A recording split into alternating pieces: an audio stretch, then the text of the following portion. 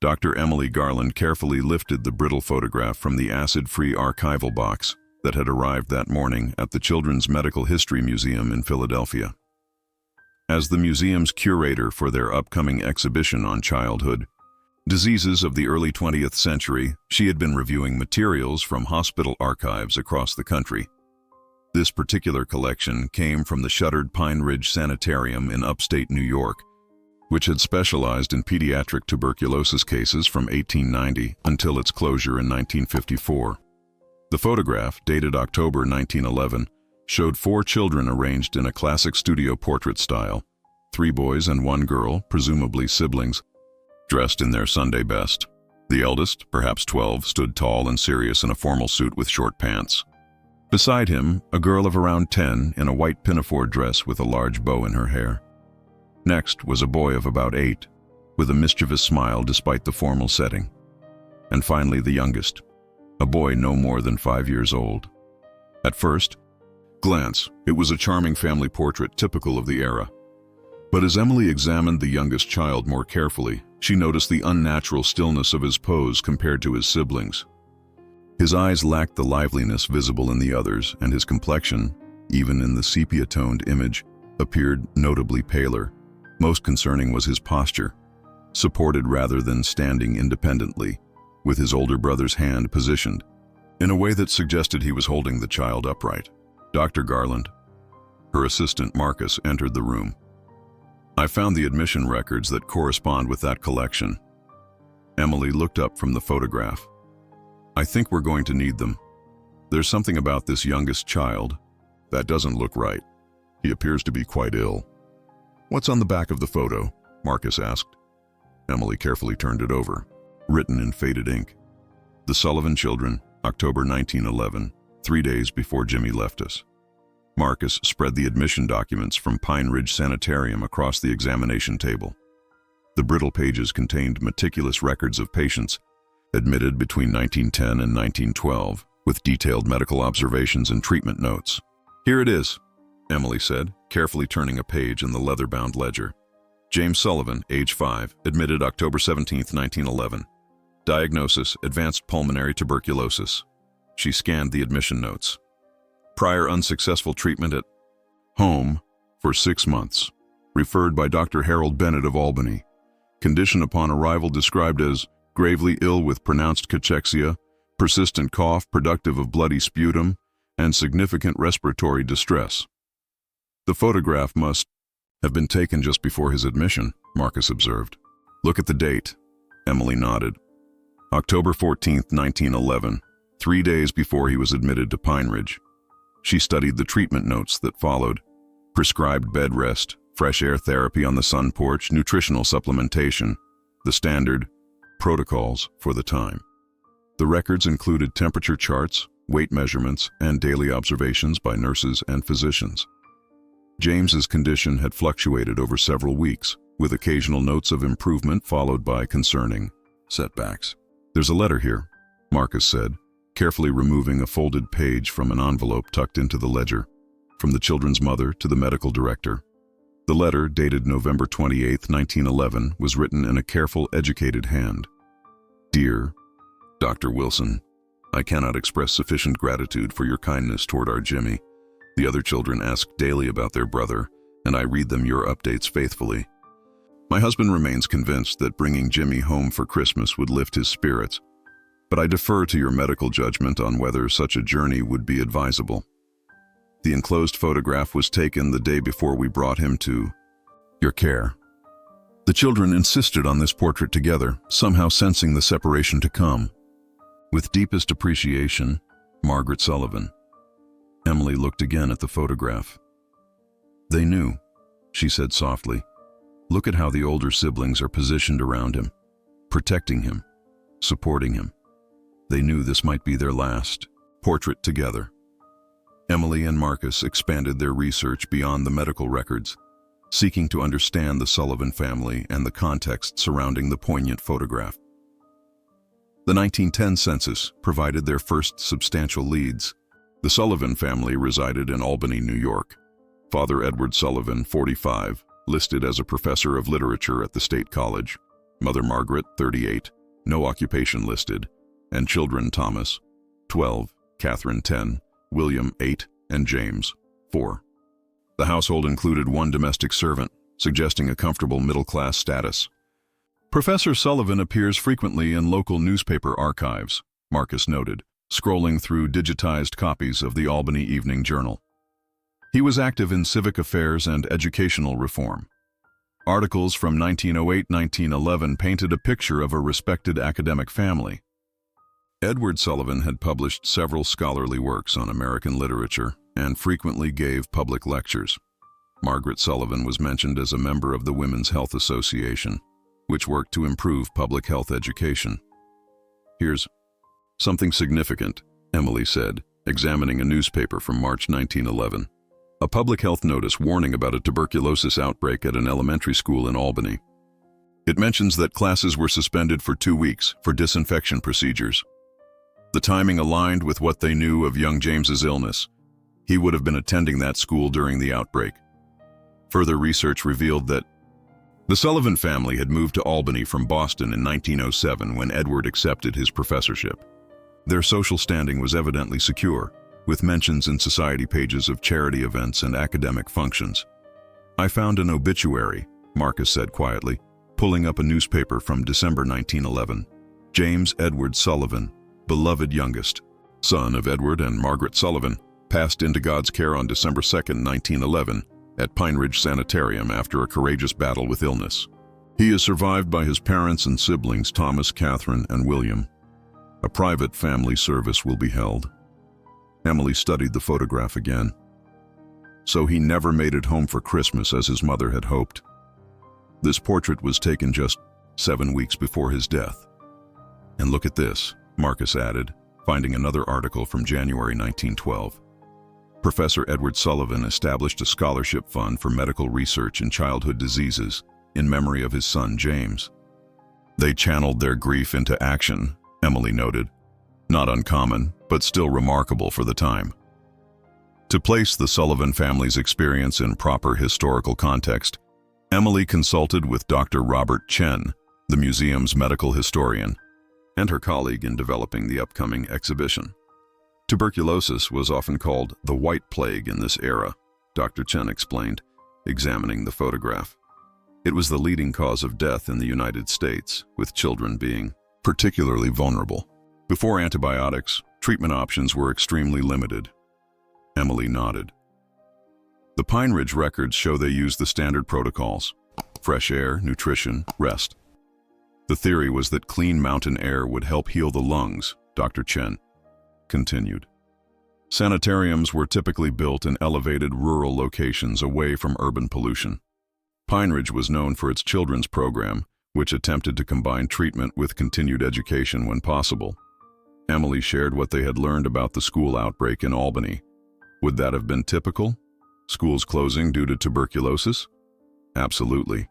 Public health authorities were becoming more proactive by 1911, though understanding of disease transmission was still evolving. Schools, being enclosed spaces where children gathered, were recognized as transmission vectors. Dr. Chen pointed to elements in the photograph that now took on new significance. Notice the youngest boy's hollow cheeks and thin wrists, classic signs of wasting from advanced tuberculosis. The slight bulging of his eyes suggests he may have been feverish during this sitting. And look at his posture. His siblings are subtly supporting him.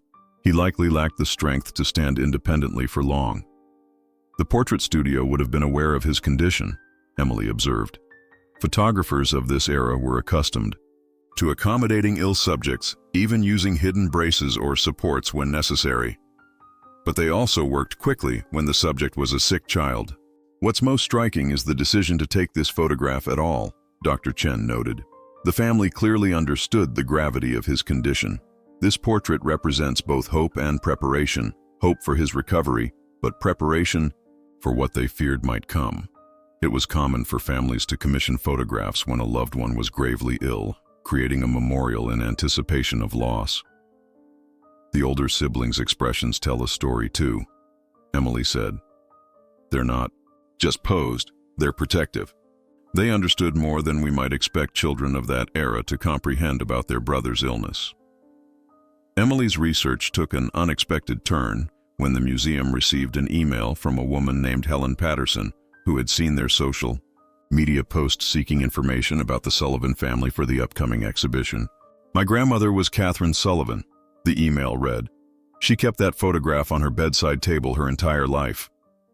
A week later, Helen Patterson, an elegant woman in her 70s, sat across from Emily in the museum's research room, sharing family documents and memories passed down through generations.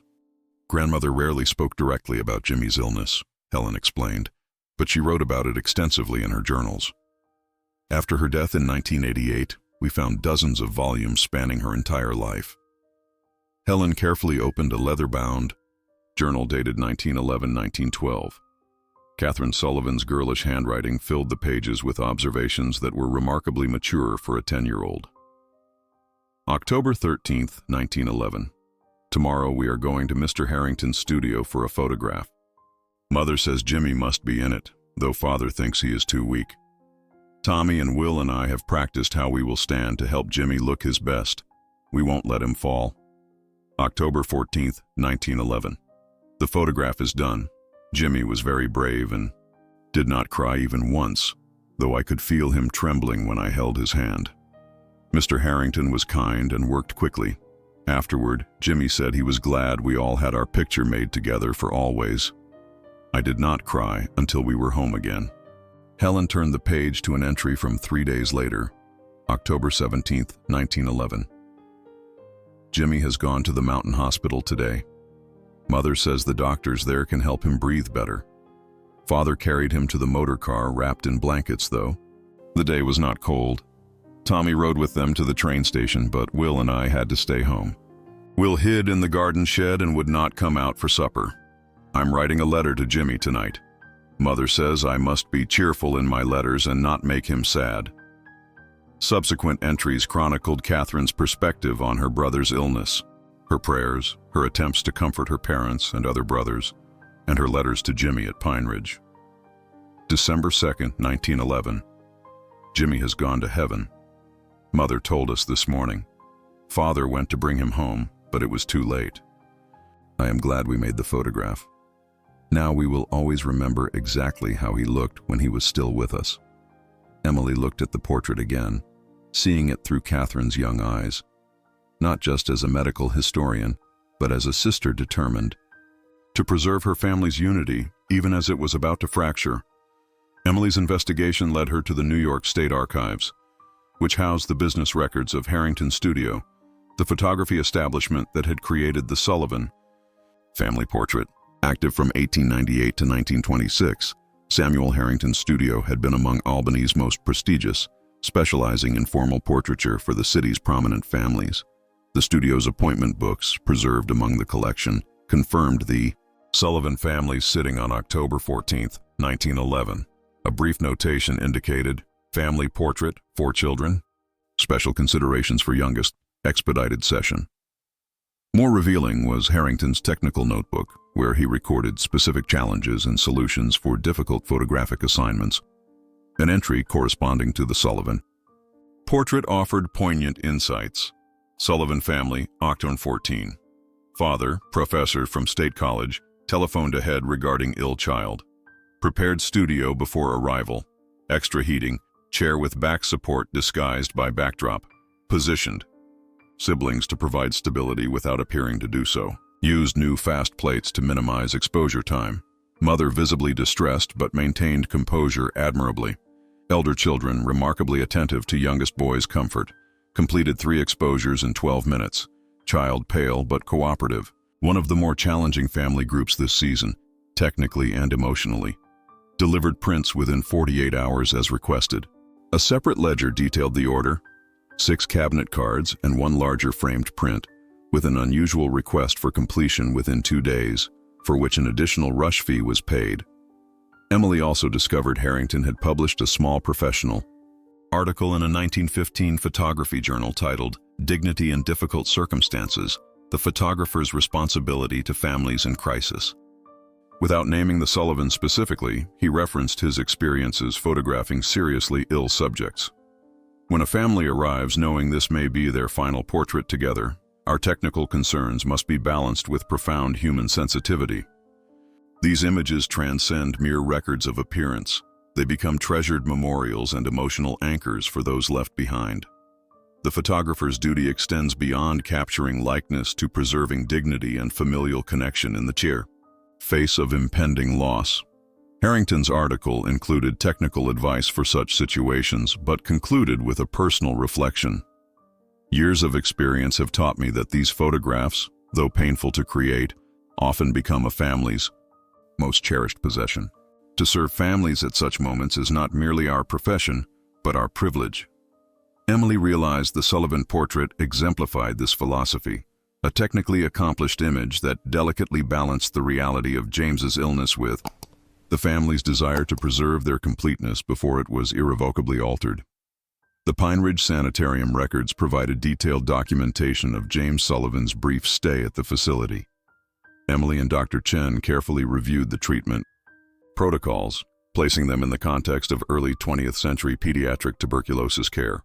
His admission examination notes are quite comprehensive, Dr. Chen observed. They recorded his weight at 29 pounds, significantly below normal for a 5-year-old boy. Temperature elevated at 101.2 degrees. Respiration labored and rapid at 32 breaths per minute. The medical illustrations accompanying the notes showed extensive involvement of both lungs, with the right upper lobe particularly affected, common in pediatric tuberculosis cases. James had been assigned to the Children's Pavilion, a separate building designed with large windows and sleeping porches based on the prevailing belief that fresh air was therapeutic for tuberculosis patients. His daily schedule was documented in nursing notes, morning examination, rest periods alternating with gentle passive movements to prevent muscle atrophy, carefully measured meals supplemented with milk and raw eggs for nutrition, and supervised time on the sun porch when weather permitted. The treatments seem rudimentary by modern standards, Emily noted, but they were state-of-the-art for 1911. Indeed, Dr. Chen agreed. This was still a decade before the BCG vaccine became available, and 4 decades before effective antibiotics. The focus was on supporting the body's natural healing through nutrition, rest, and fresh air. The records showed that James initially responded with slight improvement. His fever reduced temporarily, and nurses noted increased appetite during his 2nd week at Pine Ridge. However, by mid-November, his condition began deteriorating. Notes from November 20th indicated the return of high fever and increasing respiratory distress. A physician's note from November 25th revealed the gravity of his situation. Young Sullivan's condition continues to worsen despite all interventions. Hemorrhage this morning required ice packs and complete bed rest. Have written to parents suggesting a visit may be advisable given current trajectory. Emily found the final entry, dated December 2nd, 1911. James Sullivan succumbed to his illness at 4:17 a.m. Father present at bedside. Body prepared for transport home at family's request. Staff and fellow patients deeply affected by this loss. Despite everything they tried, Emily said quietly, they simply didn't have the medical tools we have today. The photograph takes on even greater significance when we understand the medical context, Dr. Chen noted. It wasn't just a family portrait. It was taken with the full knowledge that this child was gravely ill, captured during a brief window, when he could still be positioned for the camera, before he became completely bedridden. To better understand how the Sullivan family's experience reflected broader cultural attitudes toward childhood illness and death, Emily consulted with Dr. Amelia Winters, a historian specializing in American family life of the Progressive Era. The period between 1900 and 1920 represents a fascinating transitional moment in how Americans viewed childhood mortality, Dr. Winters explained, examining the Sullivan portrait. Child death was still common enough to be a shared experience across social classes, yet medical advances were beginning to make it seem less inevitable than in previous generations.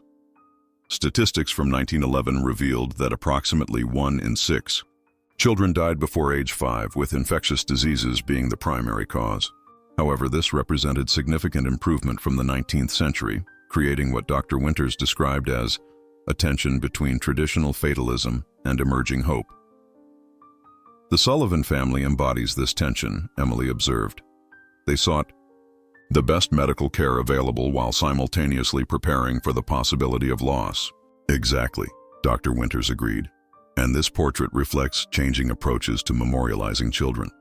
Earlier in the 19th century, post-mortem photography was common. Families would photograph children after death if they had no living image. By 1911, improved camera technology and greater accessibility to photography meant families like the Sullivans could capture images while a child was still living, even if gravely ill. The photograph's composition also reflected evolving ideas about childhood itself. The Sullivan children were dressed formally but positioned in age-appropriate ways that acknowledged their individuality, a departure from earlier eras when children were often portrayed as miniature adults. Notice how the siblings surround James protectively, Dr. Winters pointed out. This reflects the progressive era's increased focus on the emotional bonds between siblings and the special status of children within the family unit. The timing of the portrait, taken just before James's hospitalization, aligned with cultural practices Dr. Winters had documented in other families facing similar circumstances. There was often a gathering of family, a marking of milestones, before a sick child was sent away for treatment. These rituals served both practical and emotional purposes, creating memories while acknowledging the uncertain future. The photograph also reflected class-specific approaches to illness.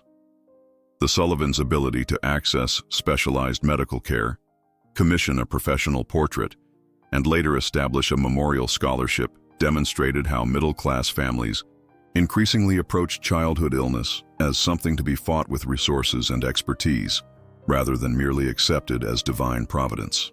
This single image, Dr. Winters concluded, captures a family balancing hope and preparation, medicine and memory, in ways that perfectly exemplify this pivotal moment in American cultural history. 6 months after discovering the Sullivan family portrait, Emily stood in the museum's exhibition hall directing the installation of Childhood Interrupted Medicine, Family and Loss in Early 20th Century America. The Sullivan photograph had become the emotional centerpiece of the exhibition, enlarged to a 24 by 36-inch print that allowed visitors to see every detail of the 4 siblings' faces. We need to position the medical timeline directly opposite the photograph, Emily instructed the installation team. I want visitors to be able to look back and forth between the human story and the medical context. The exhibition had evolved significantly from its original concept. Rather than focusing exclusively on medical treatments, it now explored the intersection of medicine, family life, and cultural attitudes toward childhood illness during the 1900-1920 period. Marcus approached with a tablet displaying the final text for the panel that would accompany the Sullivan portrait. This 1911 portrait of the Sullivan children of Albany, New York, appears at first glance to be a typical formal family photograph of the era. Closer examination reveals that the youngest child, 5-year-old James, is gravely ill with advanced tuberculosis. His siblings, Thomas, 12, Catherine, 10, and William, 8, are positioned to support him physically while presenting a united family image. Taken just 3 days before James was admitted to Pine Ridge Sanitarium and 7 weeks before his death, this photograph represents both medical reality and family devotion. The siblings' protective positioning around their ill brother reflects both practical necessity and emotional connection. Catherine Sullivan kept this photograph beside her bed until her death at age 87, a testament to the enduring impact of childhood loss and remembrance. "It's perfect," Emily said, making one small edit. Add that this photograph was made possible through the cooperation of Helen Patterson, Catherine Sullivan's granddaughter, who generously shared her family's story. The exhibition layout guided visitors through multiple dimensions of the Sullivan story, from the medical records of James's treatment to the cultural context of childhood illness photography to the siblings' perspective as documented in Catherine's journal. Adjacent cases displayed artifacts from Pine Ridge Sanitarium, including medical instruments, patient gowns, and the daily schedule of treatments. A particularly powerful element was the interactive digital display that allowed visitors to see an enhanced version of the photograph with annotations explaining subtle details. The positioning of hands to support James, the hollowness in his cheeks indicating wasting, the protective stance of the older brother, and the solemn awareness in the sibling's eyes. We've created something that honors both medical history and human experience, Emily told her team during their final review. This isn't just about tuberculosis treatments or mortality statistics. It's about how one family faced illness and loss with dignity, and how a single photograph can tell that complex story across generations. The exhibition opened on a crispy October morning, exactly 114 years after the Sullivan children had posed for their portrait. Helen Patterson, Catherine Sullivan's granddaughter, cut the ceremonial ribbon alongside Emily and the museum's director. "My grandmother would be astonished to see Jimmy remembered this way," Helen said during her brief remarks. She spent her life as a pediatric nurse, inspired by her brother's illness. That photograph wasn't just about remembering loss. It motivated her life's work. This revelation added yet another dimension to the Sullivan story, one that Emily quickly incorporated into the exhibition materials. Catherine Sullivan's career had spanned from the 1920s through the 1960s, witnessing the revolutionary changes in treating the very disease that had taken her brother. Visitors responded powerfully to the exhibition, often spending extended time with the Sullivan portrait. Museum staff observed many parents lifting their own children to see the image better, explaining in age-appropriate ways the story of the four siblings. Medical students from nearby universities came in groups, comparing the tuberculosis treatments, documented in James's records with contemporary protocols. The guest book filled with comments reflecting the exhibition's impact. As a pediatric pulmonologist, I was deeply moved by this exhibition. The Sullivan portrait reminds me of why I chose this specialty, to prevent other families from experiencing what they endured. My great-uncle died of TB as a child in 1915. Our family has a similar portrait. I never understood it until today. Thank you for showing not just how medicine has changed, but how families faced illness together. The sibling story brought me to tears. Most meaningful was a note from a current Pine Ridge staff member. The facility had been converted to a modern pediatric rehabilitation center in the 1970s. We still serve children in the same buildings where James Sullivan was treated. His story will be shared with our staff as a reminder of our institution's history and purpose.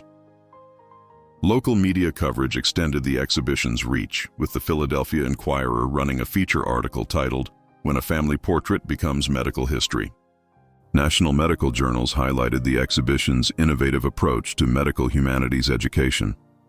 6 months later, as the exhibition prepared to travel to other museums across the country, Emily received a letter from a distant Sullivan relative who had learned of the exhibition through media coverage.